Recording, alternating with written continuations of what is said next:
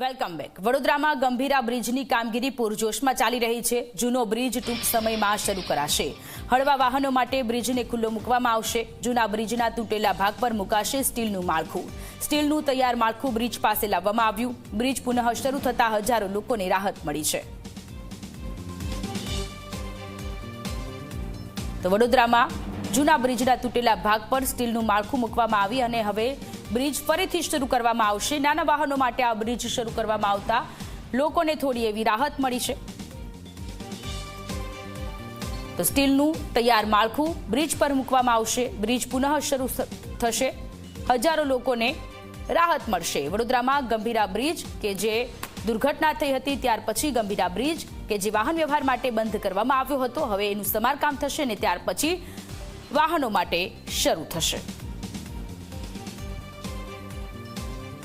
પાદરા તાલુકાનો મહત્વનો ગણાતો એવો મુજપુર ગંભીરા બ્રિજ છે તે 9 જુલાઈના રોજ છે તે ક્યાંક ને ક્યાંક તૂટી પડ્યો હતો, જેમાં 22 લોકોના મોત થયા હતા। ત્યારબાદ ચોક્કસ પ્રમાણે કહી શકાય કે સરકાર એક્શનમાં આવી હતી અને નવો બ્રિજ છે તેની મંજૂરી આપવામાં આવી હતી। 200 કરોડ ઉપરાંતના ખર્ચે તે નવો બ્રિજ તૈયાર થવાનો છે।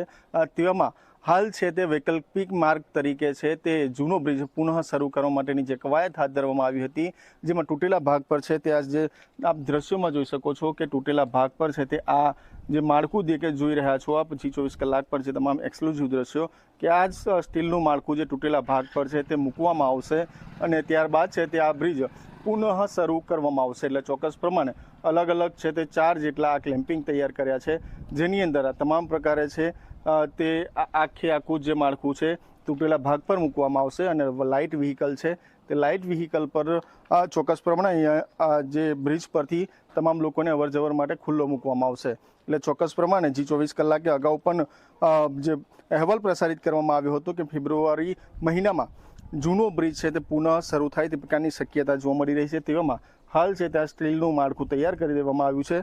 વિશ્વકર્મા એજન્સી દ્વારા છે તે સમગ્ર કામગીરી હાથ ધરવામાં આવી છે।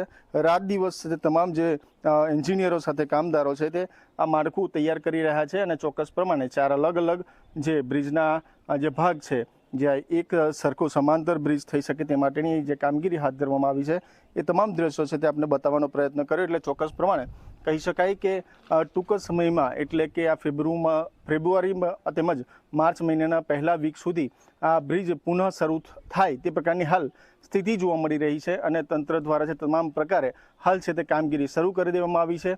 બ્રિજ પર છે તે જે જૂનો બ્રિજ છે તેનો જે એક ભાગ તૂટ્યો હતો તે ભાગ પર પણ ક્યાંક ને ક્યાંક ડામરનું કાર્પેટિંગ કરી દેવામાં આવ્યું છે, રોડ પણ તૈયાર કરી દેવામાં આવ્યો છે અને હાલ છે તે તમામ પ્રકારે છે તે કામગીરી હાલ પૂરજોશમાં ચાલી રહી છે।